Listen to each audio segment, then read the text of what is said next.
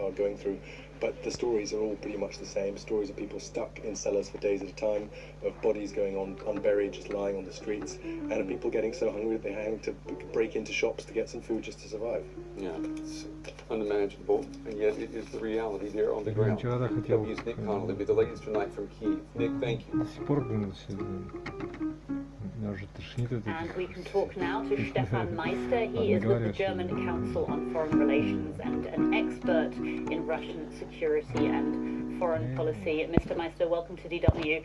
Now, Russia says it's scaling back operations in order to create an atmosphere of trust. Can we really be sure that these peace talks are happening in good faith? I think it is, first of all, a strategic move from the Russian side to create options. The whole war is not going how Putin and the Russian leadership has planned this war, and it needs a kind of an option to declare victory, and it could be about eastern Ukraine. But I think there is no trust. Yeah, I think there is no trust at all. The Russian leadership was attacking, or Russia was attacking Ukraine. It was lying several times on what are the goals. It was changing also rhetorically its goals. Yeah. So I think we have to wait until we can really assess what this move now really means. Could we see it as some kind of positive step, or should we remain completely suspicious of what the Russians are saying? No, I think it's the most positive step we have seen in all this war, and I think we clearly understand that Russia has high loss also of material and of people, and it cannot win this war. Yeah, it might stuck for long in Ukraine. So I think that there might be a step out of Ukraine in terms of just keeping a part of it, and then maybe move later to Kiev again. But I think Kiev is for the time being not the main target of the Russian attack, and that's already positive.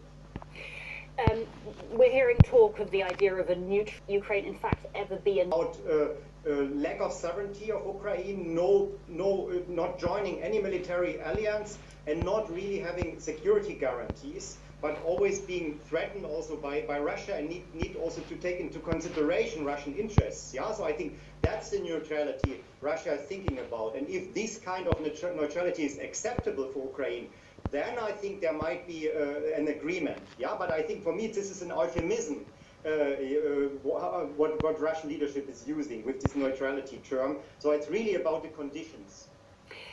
Let's talk about the talks that have been taking place in Istanbul today. Can you describe Turkey's role in all of this? Yeah, I think the advantage of Erdogan is that his country is NATO member, and at the same time he has a good relationship with Mr. Putin.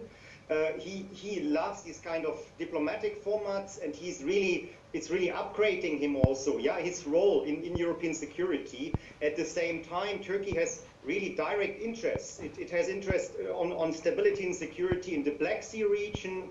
It has economic interest. Russians are a major part of tourists also traveling to Turkey. Yeah, so I think there are several issues. Turkey has really direct interests, and I think in this sense it makes sense, yeah, that Erdogan is providing this platform. Stefan Meister with the German Council on Foreign Relations. Thanks so much. Yeah, welcome. Amnesty International is accusing Russia of billions and striking hospitals, schools, and apartment buildings. The invasion has uprooted more than 6 million people within Ukraine. It has sent almost 4 million refugees into neighboring countries. Earlier today, DW News spoke to the Secretary General of Amnesty International and asked about those claims of human rights violations. I think the best way of describing the situation is to say that the country is on fire. We have been documenting an escalation of human rights and humanitarian law violations, including the indiscriminate or deliberate targeting of civilians infrastructures such as hospitals and schools.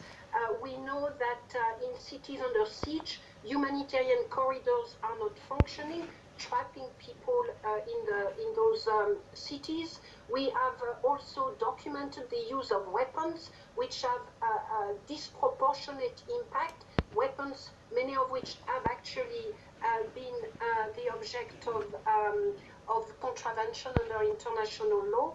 So the situation right now is one of major, severe suffering imposed on the people of Ukraine. Well, here in Germany, authorities are discussing banning the use of symbols such as the Z or Z that you see here to express support for Russia's invasion of Ukraine. Now, this letter has become the most prominent symbol of Russia's war efforts and is a common sight on Russian military vehicles and pro-Russian social media accounts. Germany's intelligence agencies say that they have evidence that the letter Z has already been used in Germany at pro-war rallies, but also as graffiti and on vehicles.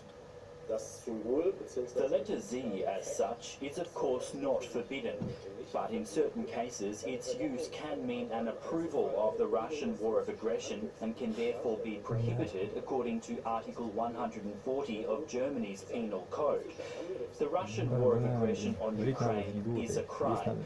Those who publicly approve of it can make themselves liable to prosecution. Well, shortly after Russia invaded Ukraine, Germany's Chancellor Olaf Scholz announced a historic increase in military spending. It included a one-time sum of 100 billion euros to swiftly upgrade the armed forces and a pledge to spend at least 2% of Germany's GDP on defense every year.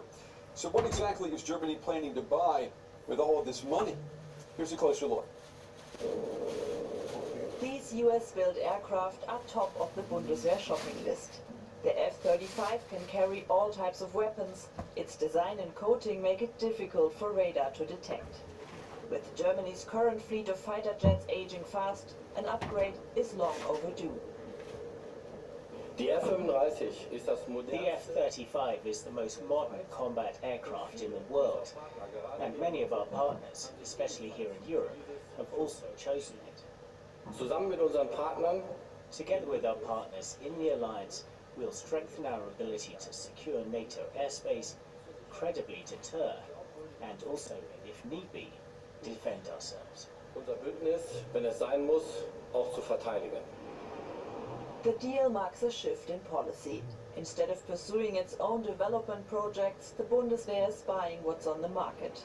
Even though critics say it increases Germany's dependency on the US, the war in Ukraine has made military modernization even more urgent. When it comes to air defense, the German armed forces are now also considering purchasing an Israeli anti-missile shield. The system is called Arrow 3 and complements the so-called Iron Dome to protect Israel against rockets. It can shoot down long-range ballistic missiles and would be powerful enough to protect countries in Eastern Europe as well. That's something Germany so far has not been able to do, but might need to in the future. We must all prepare ourselves for the fact that we have a neighbour who is currently prepared to use force to assert his interests. And that's why we have to make ourselves strong together, so that doesn't happen. Also needed, new heavy-lift transport helicopters to replace the old Sikorsky CH-53s, a system developed in the 1960s. The list of what the Bundeswehr needs to bring it into the 21st century is a long one, from Navy ships and tanks to radio equipment and ammunition. Easing the backlog caused by decades of chronic underfunding will likely take years. A delegation of German lawmakers is currently in Israel to discuss the potential purchase of Israeli defense systems. DW's correspondent in Jerusalem spoke to Falco Drossman. Now, he's a member of the governing Social Democrats. He's a member of the Defense Committee in the German Parliament. Here is what he had to say about this visit. After the fall of the Berlin Wall, we believed in peace and we believed in cultural exchange and economical exchange. And Putin destroyed that. So that's why we decided to spend 100 billion euros extra on military capabilities to strengthen Germany and to strengthen NATO. We saw all the three systems. We saw the Iron Dome, we saw David Sling, and now we saw the Arrow 3, which is like a long-range capability. And of course, this could be a system because it already exists. Of course, in Germany and in Europe, we want to develop our own systems, But I mean, Israel is a strong partner, especially in security industry, in weapon industry, and now we have to decide whether this is a system we can use and we can use quickly.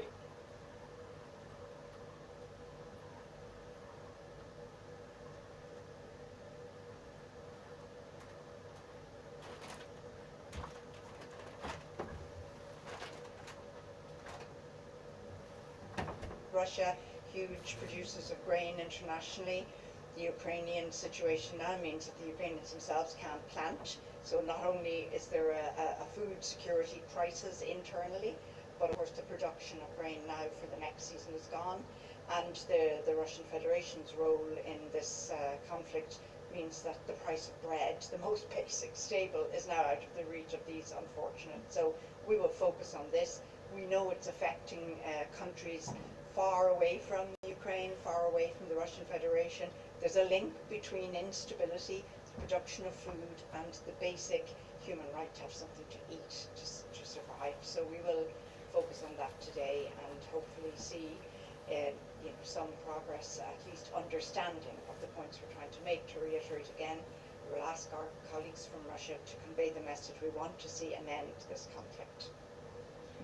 Morning in Turkey, in Istanbul, it looks like there is some breakthrough. I don't know, according to media reports. What's your comment about that? Look, I've always said from day one here, Ireland fully supports genuine diplomatic effort. We fully support genuine dialogue, and we want to see genuine progress. Hope springs eternal. We will consistently, the Irish Foreign Minister, the Irish Prime Minister, every day speak in favour of a diplomatic pathway out of this crisis. And so we put our faith in that genuine approach.